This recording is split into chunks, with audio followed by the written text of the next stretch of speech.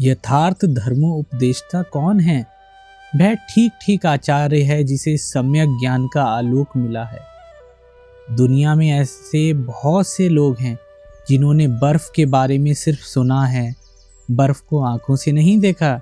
इसी प्रकार ऐसे अनेक धर्म प्रचारक हैं जिन्होंने ईश्वरीय तत्व के बारे में शास्त्र में पढ़ा भर है, अपने जीवन में उसका प्रत्यक्ष अनुभव नहीं किया। फिर ऐसे भी कई लोग हैं जिन्होंने बर्फ देखी तो है पर चखी नहीं है। इसी प्रकार अनेक ऐसे प्रचारक हैं जिन्हें ईश्वर की महिमा का दूर से थोड़ा सा आभास तो मिला है, परंतु उनके यथार्थ स्वरूप का बोध नहीं हुआ है। किंतु जिसने बर्फ खाई हो वही बर्फ के गुण धर्म ठीक ठीक बता सकता है। इसी तरह जिसने शांत, दास, साख्य, मधुर आदि विभिन्न संबंधों के द्वारा ईश्वर को विभिन्न भावों में प्राप्त किया है, जो उनमें विलीन होकर एक हो गया है, वही उनके गुण का यथार्थ रूप से वर्णन कर सकता है। अगर कोई ऐसा समझे कि मैं संप्रदाय का नेता हूँ, मैंने यह संप्रदाय बनाया है, तो यह कच्चा मैं है। परंतु यदि कोई ईश्वर का साक्षात्कार कर उन्हीं के आदेश से लोक कल्याण के लिए प्रचार करता हो तो उसमें कोई हानि नहीं है। परीक्षित को भागवत सुनाने के लिए सुखदेव को ऐसा आदेश हुआ था।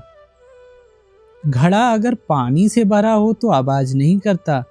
ब्रह्म ज्ञान हो जाने पर मनुष्य चुप हो जाता है, ज्यादा नहीं बोलता।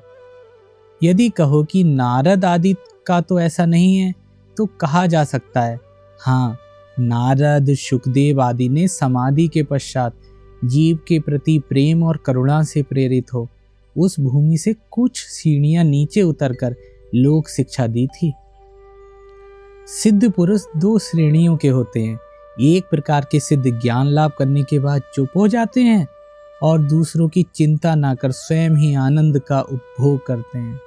और दूसरे ऐसे होते हैं जिन्हें ज्ञान प्राप्ति का आनंद अकेले ही लूटने में मजा नहीं आता। वे सबको जोर से पुकारते हुए कहते हैं, आओ आओ, मेरे साथ तुम भी यह आनंद लूटो। फूल की तरह खिल जाने पर उसकी सुगंध से मधुमक्खियां अपने आप खिंची चली आती हैं। कहीं मिठाई रखी हो तो वहां चींटियां अपने आप ही चली आती हैं। इसके लिए उन्हें आमंत्रण नहीं देना पड़ता। इसी प्रकार जब साधक पूर्ण सिद्ध हो जाता है तो उसके पावन चरित्र की मधुर सुगंध चारों ओर फैल जाती है और सत्य प्राप्ति की स्पृहा रखने वाले व्यक्ति अपने आप उसकी ओर आकर्षित होते हैं। उसे उपदेश सुनाने के लिए श्रोता की तलाश नहीं करनी पड़ती। कहीं मिठाई के कण पड़े हों तो चींटियां वहां अपने आप ही चली आती हैं। तुम स्वयं मिश्री बनने का प्रयास करो, अर्थात भगवत बोध का मधुर प्राप्त करने की चेष्टा करो। फिर तुम्हारे निकट भक्तगण चींटियों की तरह अपने आप ही चले आएंगे। अगर तुम ईश्वरीय आदेश बिना पाए प्रचार करने लगे तो तुम्हारे प्रचार में प्रेरणा शक्ति नहीं होगी, उसे कोई नहीं सुनेगा। भक्ति, ज्ञान या अन्य किसी भी साधन के द्वारा पहले ईश्वर लाभ कर लो, फिर यदि ईश्वर का आदेश मिले तो चाहे जितना प्रचार करना। इससे ईश्वरीय शक्ति और सामर्थ्यता प्राप्त होती है और तभी ठीक ठीक प्रचार कार्य हो सकता है। जब आग जलती है तो ना जाने कहां से पतंगे आकर उसमें गिरते हुए अपने प्राणों का बलिदान देने लगते हैं। आग कभी पतंगों को बुलाने नहीं जाती। सिद्ध पुरुषों का प्रचार भी इसी तरह का होता है। वे किसी को बुलाने नहीं जाते, फिर भी ना जाने कहां से सैकड़ों हजारों लोग उनके निकट उपदेश ग्रहण करने अपने आप ही आने लगते हैं। प्रश्न: ठाकुर, यथार्थ प्रचार कैसा होता है? उत्तर: लोगों को भजन में लगाने की कोशिश ना कर यदि कोई स्वयं ही ईश्वर को भजता रहे तो उसी से काफी प्रचार होता रहेगा। जो स्वयं इस जन्म मरण के फेरे से मुक्त होने के लिए प्रयास करता है वही ठीक ठीक प्रचारक है।